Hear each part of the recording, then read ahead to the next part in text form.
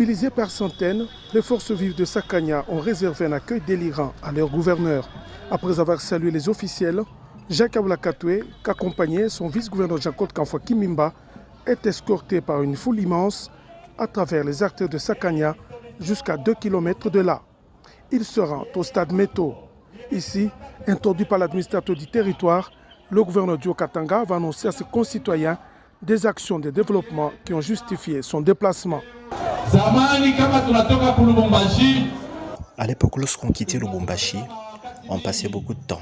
Mais aujourd'hui, c'est dans peu de temps, presque 2 heures.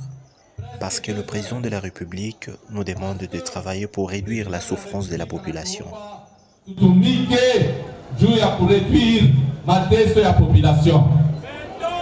Construire une route, c'est réduire la souffrance de la population. Et moi je crois, dans les jours à venir, le président Fachi sera ici à Sakanya. Vous allez l'accueillir.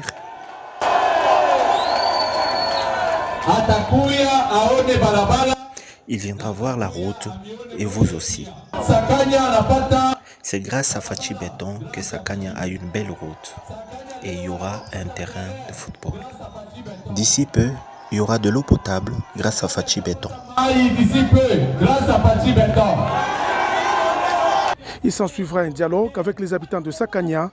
Attentif à leurs cris d'alarme, le chef de l'exécutif provincial a promis de terminer au plus vite les travaux de renforcement de la desserte en eau potable et en électricité et bien d'autres actions à impact visible. Ensuite, à bord d'une niveleuse, le chef de l'exécutif provincial va lancer les travaux d'aménagement de l'aire de jeu. Jacques Abouala-Katoué va faire de même en posant la première pierre pour la construction et la modernisation du stade Méto. La pelouse synthétique sera posée, la tribune modernisée et le stade clôturé sous financement total de son gouvernement qui veut doter à la jeunesse et aux sportifs de Sakanya une infrastructure sportive égale à celle de grandes villes, conformément à la vision du chef de l'État Félix-Antoine Tshisekedi, qui a déjà doté le territoire de Sakanya d'une route moderne, la plus grande voie d'échange du pays avec l'Afrique australe. Avant de quitter la commune rurale de Sakanya, le gouverneur Jacques Abouala-Katoué a visité certains projets d'intérêt communautaire. D'abord la minoterie Mwabombeni qui produit de la farine de maïs en collaboration avec la société minière Frontier SRL. Désormais, le maïs rétrocédé par les agriculteurs subventionnés par son gouvernement, il sera acheminé et transformé en farine au bénéfice de la population locale. Accompagné du vice-gouverneur et des membres de son gouvernement, l'autorité provinciale se rendra sur les sites où la même entreprise minière Frontier SRL est en train de terminer un vaste projet de desserte en eau potable. Il s'agit d'immenses réservoirs d'eau capables de desservir jusqu'à 3300 mètres cubes d'eau par jour. Ce projet va alimenter toute la cité de Sakanya en eau potable. C'est ça notre mission nous confiée par le président de la République. Nous sommes très satisfaits et je crois que la population a raison maintenant de soutenir Frontier dans ses actions. Une ligne électrique est déjà en cours d'installation pour alimenter la pompe de captage située à 2 km. Après Sakanya, le numéro 1 du Haut-Katanga va prendre la route de la commune rurale de Mokambo. Accueil chaleureux, adresse aux habitants devant le bureau communal et le gouverneur a dit la détermination de son gouvernement de poursuivre les actions de développement entamées depuis son avènement à la tête de la province, selon la vision du chef de l'État, Félix-Antoine Tshisekedi. Il y a la parole à l'acte, Jacques Abouala-Katoué va lancer les travaux de réhabilitation du stade de Mokambo. La population a exulté. Nous sommes très contents pour tout ce qu'il est en train de faire, que Dieu le bénisse. C'est une joie pour tous les jeunes de Mokambo, Lubembe et du territoire de Sakanya. Nous disons merci à notre gouverneur pour le travail accompli, d'avoir songé à la jeunesse de Mokambo du territoire de Sakanya. Ça sera une bonne chose de voir le territoire de Sakanya doté d'un stade. Pendant ce temps, encore une fois, sous financement du gouvernement Kaboula, le forage d'eau et l'aménagement des bornes fontaines se poursuivent également à Mokambo, comme sur la route de Sakanya-Lonchi. Chose promise, chose due. Le gouverneur de province avait fait cette promesse lundi dernier lorsque le sourd-muet était passé le voir au gouvernorat à l'issue d'une marche pacifique pour lui remettre un mémorandum contenant leurs revendications. Au chapiteau du restaurant Beluga au Golfe, le chef de l'exécutif provincial, accompagné de son vice-gouverneur Jean-Claude Kanfoua Kimimba et de quelques-uns de ses ministres, est passé de l'autre côté du buffet pour servir ses invités qui n'en revenaient pas. Dans ce mot, le président provincial des Sourds-Muets a rendu hommage au chef de l'État Félix-Antoine Tshisekedi Tshilombo pour avoir créé un ministère des personnes vivant avec handicap. Nous traversons cette semaine, pour nous appelons une semaine sainte, avec vous, votre invitation plus que spéciale, et que cela reste marqué dans nos esprits. Parce que depuis que Congo est Congo, et Katanga, une chose pareille ne s'est jamais produite. Un gouverneur mangeait à la même table avec ses opprimés, ses délaissés de la société. Comment Dieu ne fera-t-il pas descendre ses bénédictions du ciel sur vous? Que cela soit fait au nom de Jésus-Christ. Pour sa part, la commissaire en charge des affaires sociales et actions humanitaires, Mireille Kiloufiangandoué, a dit sa reconnaissance à l'exécutif provincial pour tant d'attention envers les malentendants du Haut-Katanga. La réaction de Jacques Kaboula Katoué au désidérata de ses hôtes n'a pas tardé. Vous avez été créés à l'image de Dieu, comme nous également. Et donc, tous, nous sommes des humains et nous devons glorifier notre Seigneur. Vous avez droit à la vie, vous avez droit à l'instruction, vous avez droit à l'éducation, mais vous avez droit aussi au travail. La liste des personnes pour pouvoir travailler dans l'assainissement. Je suis tout à fait d'accord qu'on prenne 10 hommes et 10 femmes. Nous allons prendre une femme et un homme comme interprète. S'agissant de l'unité de production pour l'association, nous allons mettre un bus Tata à votre disposition. C'était un après-midi pas comme les autres pour nos compatriotes souvent oubliés et marginalisés qui n'ont pas hésité à sortir leur téléphone pour les traditionnels selfies, des souvenirs avec les autorités, marquant ainsi la fin de la semaine internationale de la langue des signes. Avec cette dotation d'un atelier complet à l'Office des routes, le gouvernement Kaboula prend une option sérieuse pour la réhabilitation des tronçons Kasomeno-Pweto et Kasomeno-Kasenga. Ces engins, dont 3 camions à benne basculante, un camion-citerne à eau, une niveleuse, une chargeuse, une pelleteuse et un compacteur, ont été présentés aux élus de Kasenga et Pweto qui voient un ouf de soulagement pour les populations de ces territoires. Au nom de la population du territoire de Pweto, nous ne pouvons que remercier et féliciter son Excellence, Monsieur le gouverneur de province. Il n'a pas attendu Kinshasa, mais il a commencé pour sa province qu'il aime et qu'il chérit tant.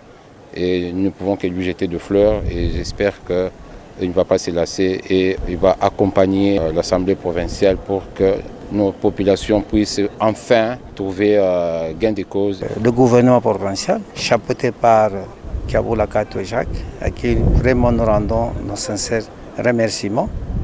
Et nous avons été à Kinshasa, nous rendons aussi les remerciements au Premier ministre qui s'est impliqué.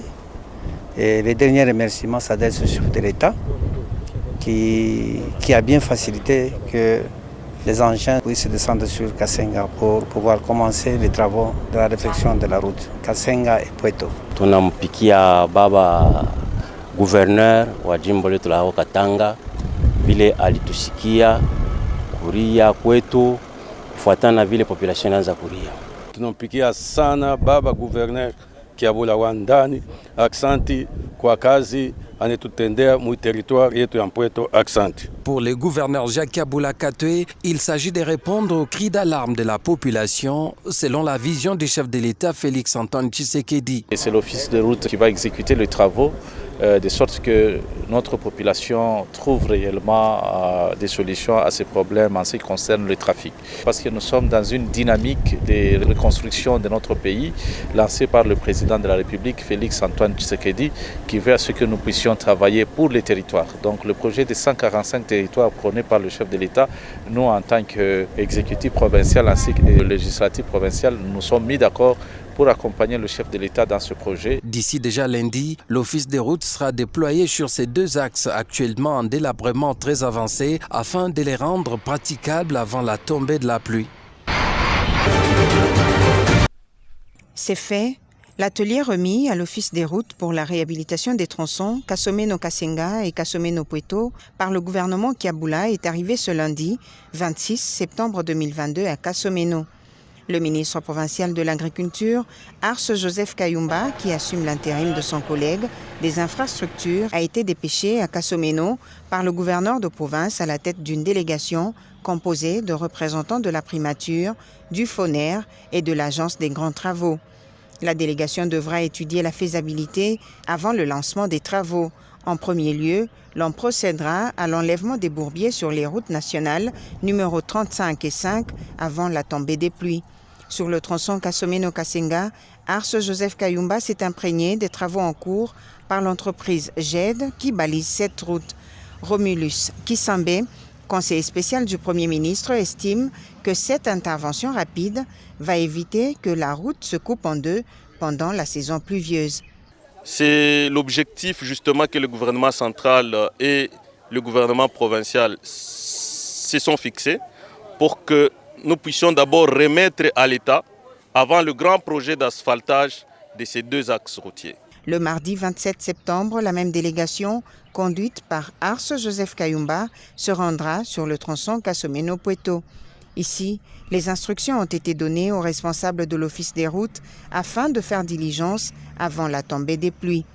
Élu de Pweto, Modeste Baloy remercie le chef de l'État et le gouverneur Jacques Kabula Katwe pour le début des travaux de réhabilitation de l'axe Kasomeno-Pweto. Le chef du gouvernement central, son Excellence le Premier ministre Sama Lukonde, s'est impliqué activement et a chargé le FONER de mobiliser les ressources nécessaires parce que l'atelier des engins pour l'office de route acheté par le gouverneur de province, son Excellence Jacques Kabula, à qui nous jetons des fleurs par rapport à ça, a pu doter l'office de route d'un atelier complet qui doit s'activer dès aujourd'hui et demain au niveau de Kasomeno. Notons que ces deux routes seront totalement réhabilitées l'année prochaine. Le gouvernement central va en financer les travaux. Pluriel est un cercle d'affaires qui porte appui à la création et au développement de l'entrepreneuriat féminin en République démocratique du Congo. La plateforme a pour marraine la première dame de la République, Denise Tshisekedi. La présidente de Pluriel, Marceline Kaozi, a dit sa satisfaction de voir se réaliser son rêve de se joindre à la femme du Haut-Katanga avec l'objectif de quitter l'économie informelle afin de bâtir un Congo fort. Ce qui me rend encore très heureuse, c'est le soutien d'un homme, le gouverneur de la province du Haut-Katanga, Jacques Kabula, ainsi que celle de tous les hommes présents ici, qui ont compris la place déterminante de la femme au sein de notre société. Monsieur, je vous applaudis. Le gouverneur de province, Jacques Kabula Katwe, a salué et encouragé cette initiative qui est un pas important dans la lutte contre la pauvreté, souci majeur du chef de l'État, Félix-Antoine Tshisekedi Tshilombo. C'était avant d'inviter les femmes qui souhaitent restructurer leur business pour un développement intégral d'adhérer au projet. Le cercle répond à un besoin louable, celui d'agir concrètement pour le développement économique de la RDC. C'est pourquoi certaines initiatives sont prévues. Mettre en place un incubateur en langue locale pour les femmes d'une unité mutualisée de promotion de la transformation des produits locaux. Étaient présents à cette cérémonie le vice-gouverneur, le maire ad intérim de Lubumbashi, les membres du gouvernement provincial ainsi que plusieurs femmes entrepreneurs du Haut-Katanga. La manifestation s'est terminée par la visite de l'exposition.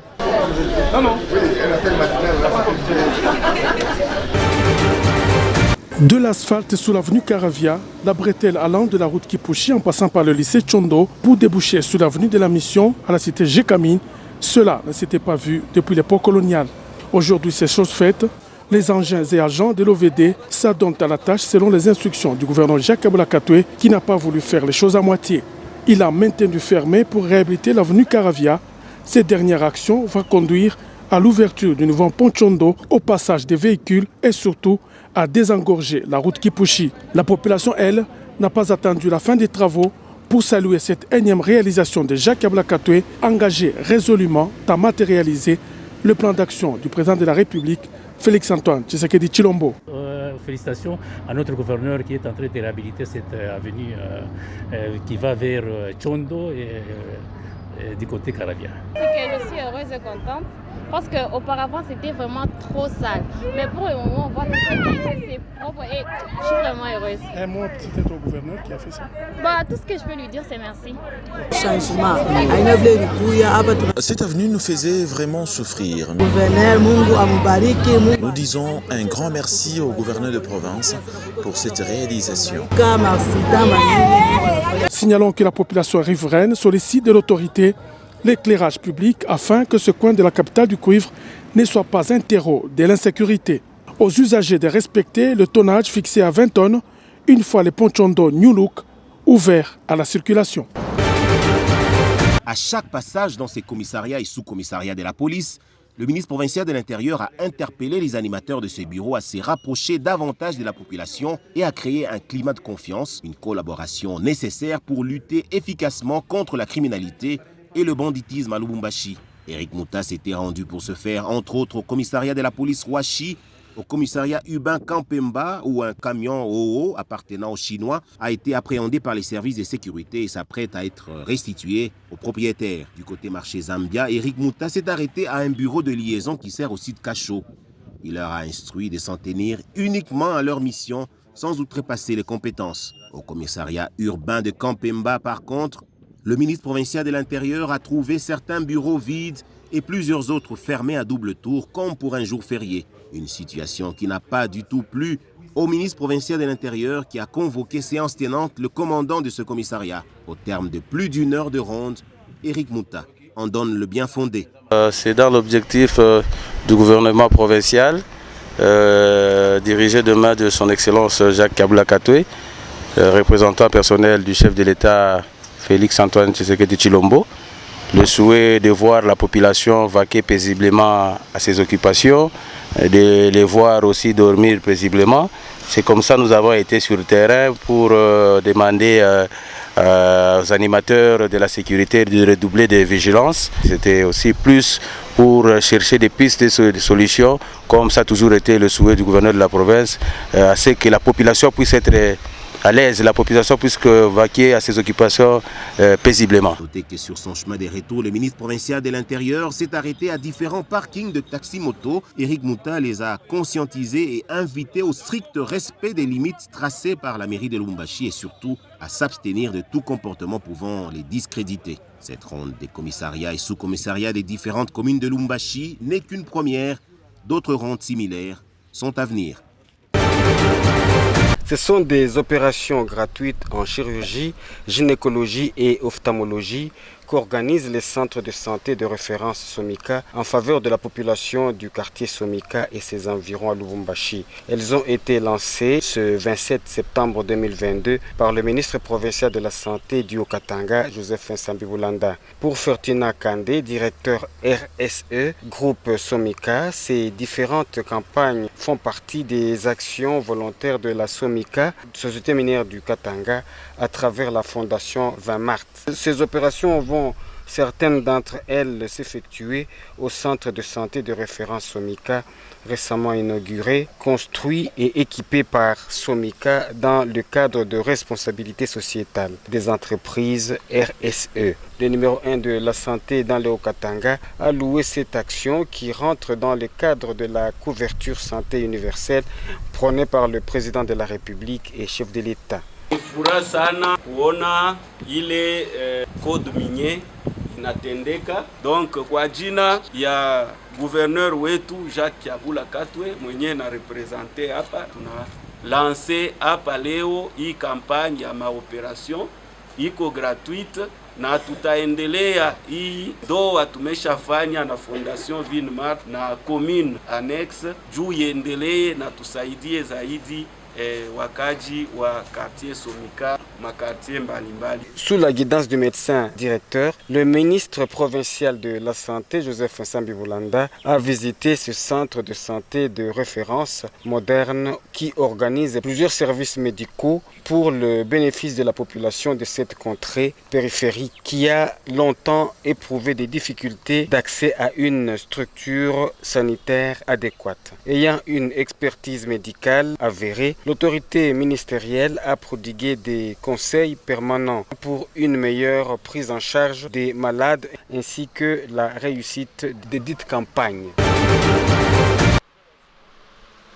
Poursuite et fin ce mardi de la célébration de la 43e journée mondiale du tourisme sous le thème « Repenser le tourisme ». Dans la matinée, le commissaire provincial au tourisme, Robert Kawissa, la ministre de l'économie, Céline Kanyeba et d'autres invités sont allés au site Lumumba, à Silatembo, à 52 km de Lubumbashi, sur route Likasi. Ils ont suivi des explications sur l'importance historique du lieu. C'était avant de visiter le mausolée de Lumumba et les bustes de Okito, vice-président du Sénat de l'époque, et de Mpolo, ancien ministre des Sports. L'avion qui a transporté ces 3 victimes a été aussi visité. En vrai touriste, la grande délégation est allée au site Garden qu'elle a visité aussitôt, rejoint par les commissaires provinciaux aux affaires sociales, Mireille Kiloufiangandoué, et de la culture et arts, Immaculée Bagabé. C'est ici qu'au nom du gouverneur de la province du Haut-Katanga, la ministre provinciale de l'économie, Céline Kanyeba Munanga, a prononcé les mots de clôture en insistant sur le fait que le tourisme est un vecteur de développement. Après échange fructueux entre les différents participants au cours de cette conférence, différentes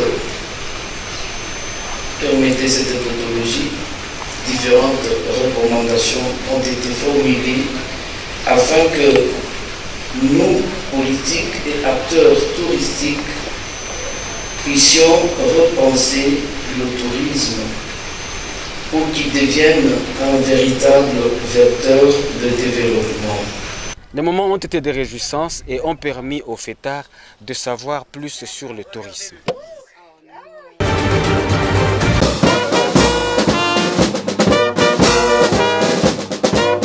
C'est le représentant provincial de l'église kimbanguiste dans le Haut-Katanga qui a tout d'abord conduit la commissaire à la culture et aux arts dans son bureau pour un entretien avant de passer à cette visite guidée de l'ancienne prison de Kasombo. Ce lieu touristique est considéré comme sacré par la communauté kimbanguiste et plusieurs autres personnes qui viennent s'y recueillir car ayant emprisonné 30 ans durant le prophète Simon Kimbangu. La visite a débuté par le lieu de torture de Simon Kimbangu, là où il recevait 120 coups de fouet par jour avant d'être plongé dans le puits d'eau salée, puis le dispensaire des prisonniers. Sous les explications du représentant provincial Kachis Justin, la commissaire Immaculée Bagabé a visité le cachot numéro 87, puis 24. Ces cellules ont détenu le prophète Simon Kimbangu durant sa peine. La commissaire à la culture et aux arts a aussi visité les cellules des femmes considérées comme dangereuses à l'époque coloniale avant de chuter par le dernier cachot du fondateur du kimbanguisme. Immaculée Bagabé s'est dit satisfaite de visiter ce lieu historique. Nous apprenons beaucoup des auteurs étrangers, beaucoup de prophètes étrangers, mais nous négligeons les nôtres. Alors pour moi, je suis vraiment satisfaite de venir à la source pour m'enquérir sur l'histoire de Simon Kimbangu, parce que vous le savez, bientôt là, ça sera l'anniversaire de sa mort, qui est aussi l'anniversaire de naissance de l'actuel représentant de l'Église. Naturellement, nous devons apprendre à nos enfants ce que c'est notre histoire. Et parmi les histoires à raconter, il y a la vie sociale, il y a la vie de foi. Et dans la vie de foi, je crois qu'il faut raconter l'histoire des kimbanguistes. Immaculée Bagabé a aussi visité la cuisine de l'époque et le lieu qui était prévu pour les exécutions avant de coucher quelques mots dans le livre d'or de l'église kimbanguiste. La communauté kimbanguiste, quant à elle, a offert à ce membre du gouvernement Kiabula un agneau. Simon Kimbangu est né le 12 septembre 1887. Il a été mis aux arrêts le 3 octobre 1921 jusqu'à sa mort le 12 octobre 1951.